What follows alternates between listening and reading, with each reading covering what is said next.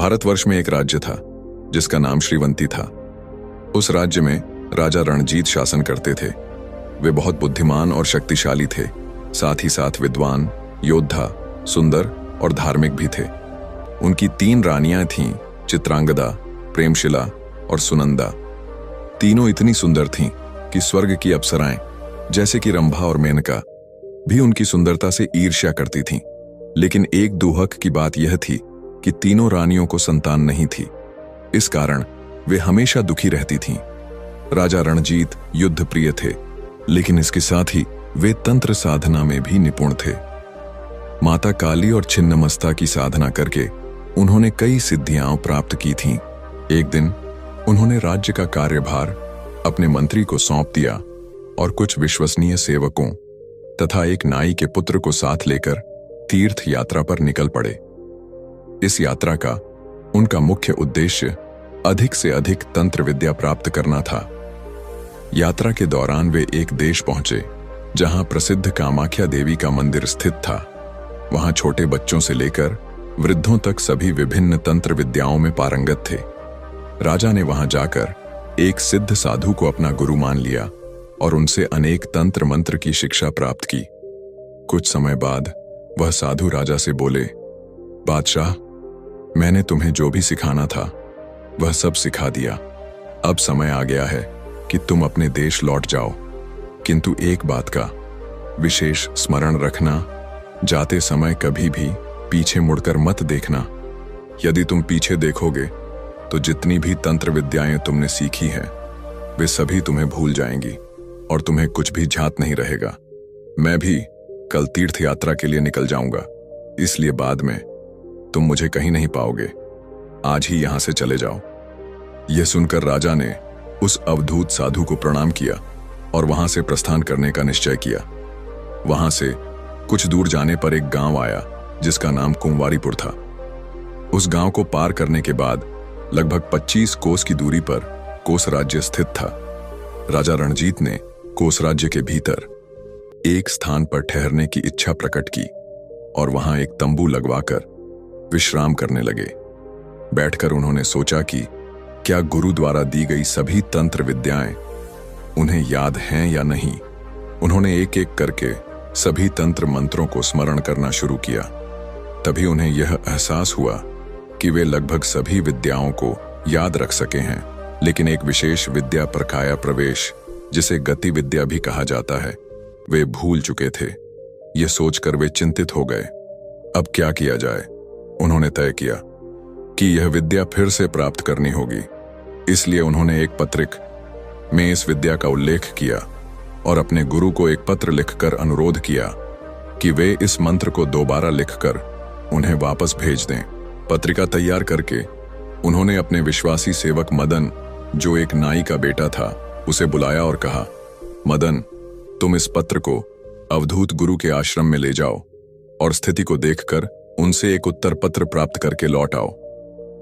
मदन तुरंत पत्रिका लेकर उसी रास्ते से चल पड़ा जिससे वे आए थे। जब वह आश्रम पहुंचा तो उसने अवधूत गुरु को प्रणाम किया और पत्रिका उन्हें सौंप दी।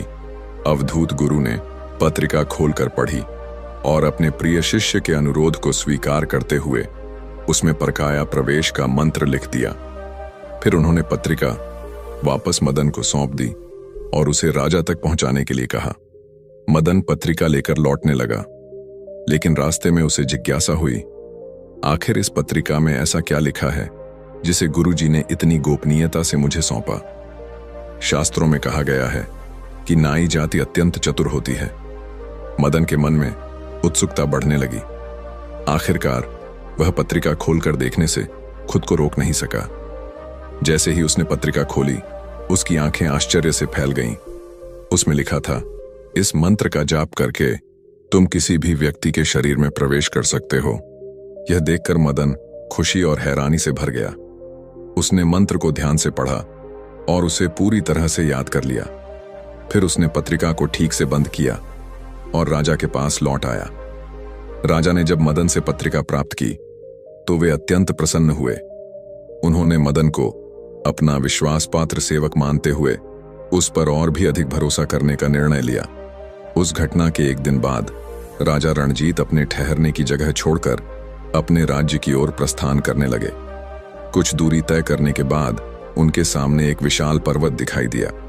चारों ओर घना जंगल फैला था, लेकिन कहीं भी कोई झरना या तालाब नजर नहीं आ रहा था। गर्मियों का मौसम था। सूरज की तेज किरणें पृथ्वी को झुलसा रही थीं। प्यास के कारण सभी अत्यंत व्याकुल थे। स्वयं राजा भी अत्यधिक प्यास से परेशान हो रहे थे। उन्होंने अपने साथ चल रहे सेवकों से कहा, मुझे बहुत प्यास लगी है, आसपास कहीं कोई तालाब या झरना होगा, तुम जाकर पानी लेकर आओ। राजा के आदेश का पालन करते हुए सभी सेवक पानी की तलाश में निकल पड़े। उन्होंने चारों ओर भटक कर बहुत खोजबीन की, लेकिन कहीं पानी नहीं मिला। अंततः उन्होंने एक स्थान पर एक छोटी सी जलधारा देखी, जो चारों ओर से बड़े बड़े पत्थरों से घिरी हुई थी। लेकिन समस्या यह थी कि वहां तक पहुंचने का कोई रास्ता नहीं था। सेवकों ने निराश होकर राजा के पास लौटकर यह सूचना दी। राजा ने कहा, चलो हम स्वयं देखते हैं कि वह स्थान कैसा है और वहां पानी पीने का कोई उपाय है या नहीं। सभी लोग राजा के साथ उस स्थान पर पहुंचे। राजा ने देखा कि वहां सच में पानी था, लेकिन वहां तक पहुंचना असंभव लग रहा था। राजा अब असमंजस में थे। प्यास बहुत तेज थी, लेकिन पानी तक पहुंचने का कोई उपाय नहीं दिख रहा था। तभी उनकी नजर एक मृत अजगर पर पड़ी। राजा को याद आया कि उनके गुरु ने उन्हें प्रकाया प्रवेश की शिक्षा दी थी। उन्होंने सोचा, यह सही समय है इस मंत्र का उपयोग करने का। राजा ने अपने सेवकों से कहा, यह स्थान ठीक नहीं है, चलो हम कुछ दूर जाकर विश्राम करते हैं और फिर आगे बढ़ेंगे। सभी राजा के साथ वहां से थोड़ी दूर चले गए और एक बड़े पेड़ के नीचे विश्राम करने लगे। राजा ने सभी से कहा, जब तक मैं स्वयं न जागूं, तब तक कोई मुझे न उठाए और न ही मुझे बुलाए। इतना कहकर राजा सो गए। लेकिन यह साधारण नींद नहीं थी। उन्होंने प्रकाया प्रवेश मंत्र का प्रयोग किया और अपनी आत्मा को अपने शरीर से निकालकर पास में पड़े मृत अजगर के शरीर में प्रवेश करवा दिया। जैसे ही उनकी आत्मा अजगर के शरीर में पहुंची, वह अजगर जीवित हो उठा। अब राजा अजगर बन चुके थे। अजगर का शरीर छोटा और लचीला था, जिससे वह आसानी से पत्थरों के बीच से निकलकर जलधारा तक जा सकता था। राजा, जो अब अजगर बन चुके थे, तेजी से उस स्थान पर पहुंचे और अपनी प्यास बुझाने लगे। लेकिन इस घटना को नाई का बेटा मदन देख रहा था। मदन को पहले से ही संदेह था कि राजा जब मरे हुए अजगर को देख रहे थे तो उनके मन में कुछ चल रहा था। लेकिन अब जब उसने सच में अजगर को चलते हुए देखा तो वह चौंक गया। उसने सोचा, यह मृत अजगर कैसे जीवित हो गया? जरूर राजा ने अपनी मंत्र विद्या का उपयोग करके अपने शरीर को छोड़कर इस अजगर में प्रवेश किया है। इसका अर्थ यह है कि राजा का असली शरीर अब निर्जीव पड़ा होगा। मदन धीरे धीरे राजा के निर्जीव शरीर के पास गया और उसे छू कर देखा। राजा का शरीर ठंडा हो चुका था। मदन ने तुरंत निर्णय लिया, यही सही अवसर है। यदि मैं भी प्रकाया प्रवेश मंत्र का प्रयोग करूं और राजा के शरीर में प्रवेश कर जाऊं, तो मैं राजा बन सकता हूं। यह सोचकर मदन ने भी उसी मंत्र का जाप किया और अपने शरीर से आत्मा को निकालकर राजा के शरीर में प्रवेश करवा दिया। जैसे ही मदन ने राजा के शरीर में प्रवेश किया, राजा जीवित हो उठे। लेकिन अब उसमें मदन की आत्मा थी। अब मदन ही नया राजा बन चुका था। इधर असली राजा, जो अजगर के शरीर में थे, पानी पीकर लौटे तो उन्होंने देखा कि उनका शरीर अब मृत नहीं था, बल्कि राजा का शरीर जीवित था और उसमें अब मदन की आत्मा थी। राजा स्तब्ध रह गए। यह क्या हुआ? मैं पानी पीने गया था और अब यहां आकर देखता हूं कि मदन ने मेरा शरीर ले लिया है और अब वह राजा बन गया है। यह विश्वासघात है। राजा अत्यंत क्रोधित हो गए। उन्होंने सोचा, मैंने मदन को सबसे अधिक प्रेम किया, उस पर भरोसा किया, लेकिन उसने मेरे साथ छल किया।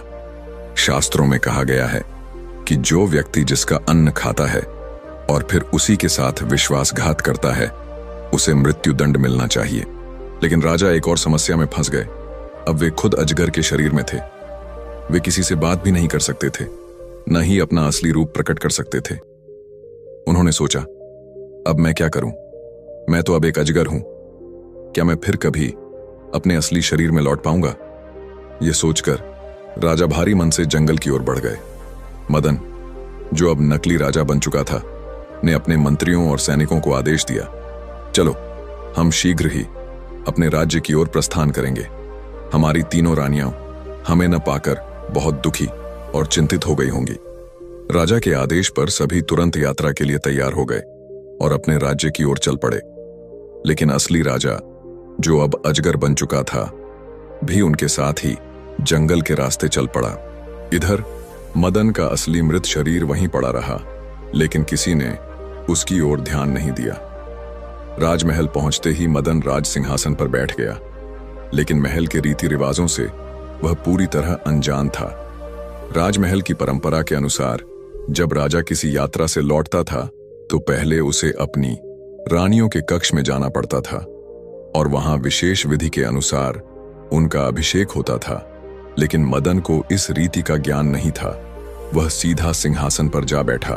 तीनों रानियां चित्रांगदा, प्रेमशिला और सुनंदा राजमहल के आंगन में खड़ी होकर राजा की प्रतीक्षा कर रही थीं।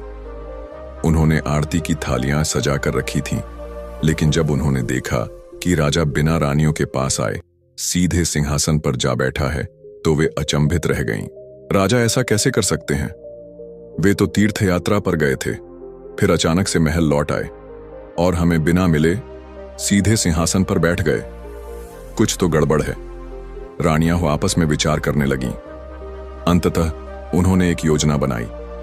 उन्होंने अपने राजपुरोहित रविदास जी को संदेश भेजा कि वे राजा से कहें, कुछ दिनों तक हम रानियां पंचायत व्रत कर रही हैं। इस दौरान राजा महल में हमारे कक्ष में प्रवेश न करें। जब व्रत समाप्त होगा तब हम स्वयं संदेश भेज देंगे और राजा हमारे पास आ सकते हैं। नकली राजा मदन को जब यह संदेश मिला तो वह तुरंत सहमत हो गया।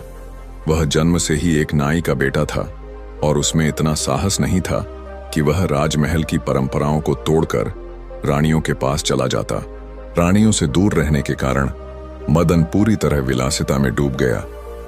अब वह विषय वासना में लिप्त रहने लगा। उसने महल में नृत्य करने वाली सुंदर स्त्रियों को बुलवाया और उनके साथ समय बिताने लगा। उसे अब राजकाज की कोई चिंता नहीं थी। शास्त्रों में कहा गया है, मनुष्य के भाग्य में जो लिखा है वह अवश्य होकर रहेगा। मदन का भाग्य भी अब उसी दिशा में बढ़ रहा था।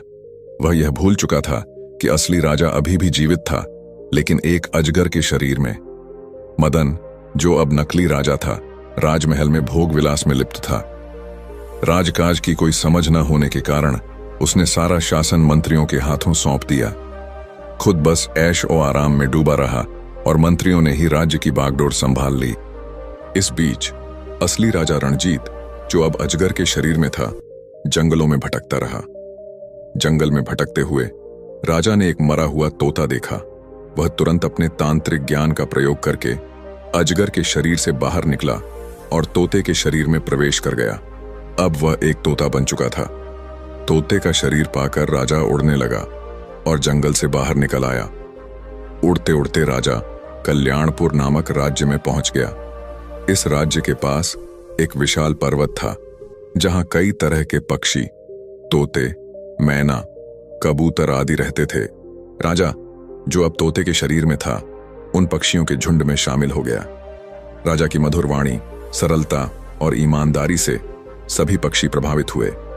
धीरे धीरे तोते के समूह ने उसे अपना राजा बना लिया।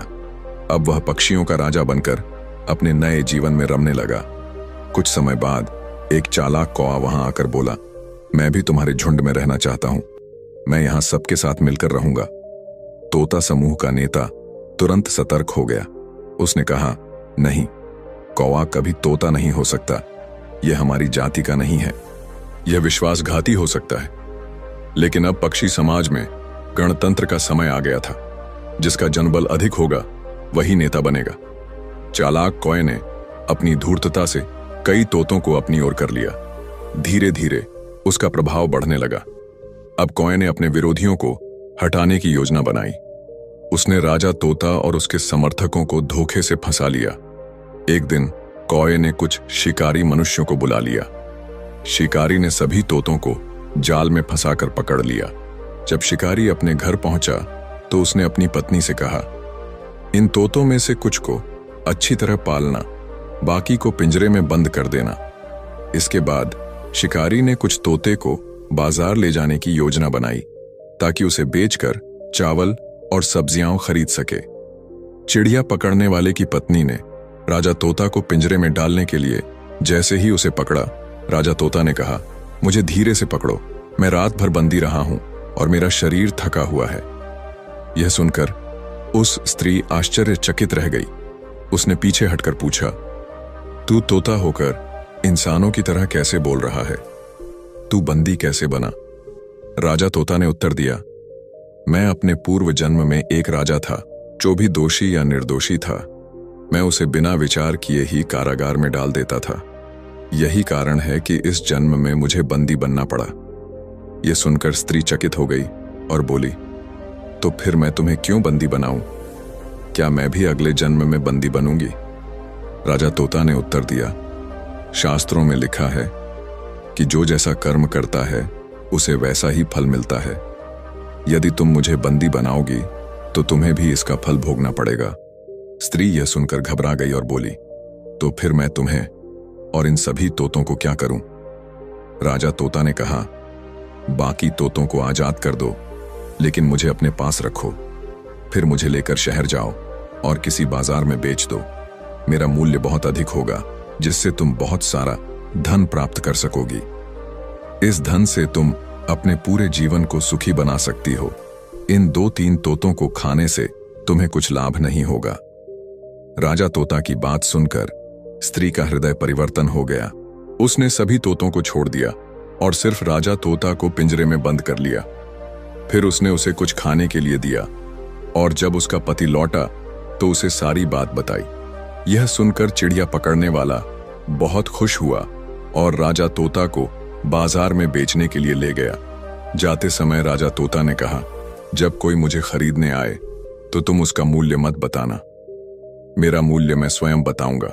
चिड़िया पकड़ने वाले ने कहा, ठीक है, और फिर राजा तोता को लेकर बाजार चला गया। बाजार में बहुत से लोग आए और उन्होंने राजा तोता को खरीदने की इच्छा जताई। लेकिन जब चिड़िया पकड़ने वाले ने कहा कि इसका मूल्य यह तोता खुद बताएगा, तो लोग हैरान रह गए। फिर राजा तोता ने कहा, मेरा मूल्य 3000 स्वर्ण मुद्राएं हैं। यह सुनकर सभी लोग हतप्रभ रह गए और धीरे धीरे वहां से चले गए। कुछ देर बाद एक सौदागर वहां आया और उसने चिड़िया पकड़ने वाले से राजा तोता का मूल्य पूछा। चिड़िया पकड़ने वाले ने कहा, इसका मूल्य मैं नहीं बता सकता, इसका मूल्य यह तोता खुद बताएगा। राजा तोता ने फिर कहा, मेरा मूल्य 3000 स्वर्ण मुद्राएं हैं। यह सुनकर सौदागर चौंक गया और बोला, इतना अधिक मूल्य क्यों? मैं तुम्हें 3000 स्वर्ण मुद्राएं देकर क्यों खरीदूं? राजा तोता ने उत्तर दिया, यदि तुम मुझे खरीदोगे तो तुम्हें इससे भी अधिक स्वर्ण मुद्राएं प्राप्त होंगी। सौदागर यह सुनकर आश्चर्यचकित हो गया। उसने सोचा कि एक तोता न केवल इंसानों की तरह बोल रहा है, बल्कि भविष्यवाणी भी कर रहा है।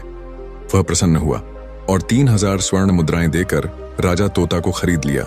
इसके बाद सौदागर राजा तोता को अपने महल के द्वार पर टांग कर रखने लगा। जब भी कोई महल में आता तो राजा तोता उसका स्वागत करता और मधुर वचन बोलकर मनोरंजन करता। एक दिन 3 ब्राह्मण झगड़ते हुए वहां से गुजरे। वे आपस में बहस कर रहे थे और राजा को कोस रहे थे। राजा तोता ने उनसे पूछा, तुम तीनों क्यों झगड़ रहे हो? अपनी समस्या मुझे बताओ, मैं उसका समाधान करने की कोशिश करूंगा। यह सुनकर तीनों ब्राह्मण रुक गए। उन्हें आश्चर्य हुआ कि एक तोता उनसे बात कर रहा है। फिर उनमें से एक ब्राह्मण ने कहा, हम तीनों बहुत दूर एक देश में कमाई करने गए थे। वहां हमने जो भी धन, आभूषण और स्वर्ण मुद्राएं अर्जित की, उन सभी को मिलाकर हमने एक सुंदर स्वर्ण पेंडुलम बनवाया। लेकिन जब हम अपने नगर लौटे तो वह पेंडुलम चोरी हो गया। दूसरा ब्राह्मण बोला, हमने इस चोरी की शिकायत राजा से की, लेकिन राजा बदल चुका था। वह केवल हमारी बातें सुनता रहा, लेकिन कोई उचित निर्णय नहीं ले पाया। उसने कोई न्याय नहीं किया और हमें अपनी समस्या सुलझाने के लिए अकेला छोड़ दिया। तीसरे ब्राह्मण ने कहा, अगर हमें स्वयं ही समस्या सुलझानी थी तो फिर हम राजा के पास क्यों गए? राजा को न्याय करना चाहिए था, लेकिन वह कुछ नहीं कर सका। ये सुनकर राजा तोता गंभीर हो गया और बोला, ठीक है, आओ, मैं तुम्हारी समस्या का समाधान करूंगा। ये सुनते ही चारों ओर भीड़ इकट्ठी हो गई। सभी सोचने लगे कि एक तोता 3 ब्राह्मणों की समस्या कैसे सुलझाएगा, जो कि खुद राजा भी नहीं सुलझा पाया था। वह तो तोता के शरीर में राजा था, वह आसानी से उन तीनों ब्राह्मणों की समस्या का समाधान कर दिया। यह देखकर सभी खुश हो गए और तीनों ब्राह्मण भी बहुत खुश हो गए। वह समस्या का समाधान करके राजमहल की ओर चले गए। वहां जाकर राजमहल के पास बात करते वक्त तीनों रानियों ने यह सुना। तीनों ब्राह्मण बातें कर रहे थे कि अच्छा हुआ कि वह तोता हमारी समस्या का समाधान कर दिया, नहीं तो इस राजा को तो कुछ नहीं आता था, वह हमें परेशान करके रखता था। जब तीनों रानियां तीनों ब्राह्मणों की बात सुन पाई तो उन्होंने सोचा कि यह तोता बहुत ही धार्मिक और गुणगान वाला है। यह सोचकर वह तीनों रानियां सौदागर के पास गईं और बोलीं, हमें आपका तोता चाहिए, अगर आप इसे बेचना चाहते हैं तो आप हमें तोता भेज दीजिए। सौदागर ने कहा, ठीक है, मैं आपको यह तोता दे सकता हूं, लेकिन इसका मूल्य 6000 स्वर्ण मुद्रा से अधिक होगा। रानियां तो किसी हाल में तोता को पाना चाहती थीं, तो 6000 नहीं था 1000 स्वर्ण मुद्रा देकर उन्होंने तोते को खरीद लिया और तोते को लेकर अपने महल में चलीं। वह तो तोता नहीं था, वह महाराज था। एक दिन तीनों रानियां ने तोते से कहा, तोता महेश, आपको तो पता है हमारा राजा बदल चुका है, वह हमसे मिलने के लिए नहीं आता, क्या तुम इसका समाधान कर सकते हो? तोते ने कहा, क्यों नहीं, मैं तुम्हारी समस्या का समाधान जरूर कर सकता हूं, लेकिन अगर तुम मेरी बात मानोगी तभी। तीनों रानियां ने कहा, क्यों नहीं, अगर आप हमारी समस्या का समाधान कर सकते हैं तो हम आपकी बात क्यों नहीं मानेंगे? राजा ने कहा, ठीक है, यह तो छोटी सी बात है, तुम राजा को यह संदेश भेजो कि वह आकर तुमसे मिले और फिर राजा को यह बताओ कि हमारा व्रत समाप्त होने वाला है, लेकिन इसमें एक समस्या है। हमारे इस व्रत को समाप्त करने के लिए एक बकरी चाहिए, जिसे आप मारकर फिर से जिंदा करेंगे, फिर हमारा व्रत समाप्त होगा। तीनों रानियों ने यह सुना और दासी के हाथ से संदेश भेजा कि यह सब करना है। राजा के भेष में नई का बेटा मदन सब कुछ सुनकर बोला, यह कोई बड़ी बात नहीं है, मैं एक बकरी को मारकर उसे तुरंत जिंदा कर सकता हूं। वह एक बकरी लाया और रानी के सामने उसे मार दिया। फिर कहा, मुझे कुछ देर के लिए विश्राम की आवश्यकता है, मैं विश्राम कर रहा हूं और उसके बाद यह बकरी जिंदा हो जाएगा। यह कहकर वह चला गया। वह सोच रहा था कि मैं राजा का रूप छोड़कर कुछ देर के लिए बकरी के अंदर चला जाता हूं, फिर बकरी को कहीं छोड़ दूंगा और फिर से राजा के शरीर में प्रवेश कर जाऊंगा। यह सोचकर वह बकरी के अंदर चला गया, लेकिन उसे यह नहीं पता था कि राजा वहीं पर था। जैसे ही वह राजा के शरीर छोड़कर बकरी के अंदर गया, बकरी जिंदा हो गया। तभी तोता के शरीर से बाहर निकलकर राजा ने अपने शरीर में प्रवेश किया और रानियों को तुरंत आदेश दिया कि मेरे हुए तोते को आग में जलाओ। रानियां ने ऐसा ही किया। अब क्या था, विश्वासघात करने वाले मदन को अपना शरीर ढूंढना पड़ा, क्योंकि उसके पास और कोई रूप नहीं था। राजा स्वयं अपने शरीर में वापस आ चुके थे और उसका असली शरीर जंगल में नष्ट हो चुका था। अब वह कहीं और नहीं जा सकता था, वही बकरी के अंदर रह गया। राजा ने सिपाहियों को आदेश दिया कि इस बकरी को ले जाओ और उसे एक टॉप में बंद कर दो, ताकि वह मरे नहीं और तड़पते हुए जीता रहे, क्योंकि उसका आधार यही है। विश्वासघात करने पर ऐसा ही दंड दिया जाएगा। अब बेचारा मदन दिन रात भागता रहा। वह कभी मरा नहीं, लेकिन कष्ट से उसका कोई निस्तार नहीं था। इसी प्रकार विश्वासघात करने वाले नए के बेटे को उचित दंड मिला और राजा रणजीत फिर से अपनी तीनों रानियों को लेकर खुशी खुशी रहने लगा। दोस्तों, आपको हमारी ये कहानी कैसे लगी, ये हमें कमेंट करके जरूर बताएं। अगर आप हमारे दूसरी कहानियां अभी तक नहीं देखा है तो उसको भी एक बार जरूर देखना। अगर आपको हमारी यह कहानी पसंद आई हो तो कृपया इसे लाइक और शेयर करें। इसके साथ साथ हमारे चैनल को सब्सक्राइब करना ना भूलें। जय सीताराम।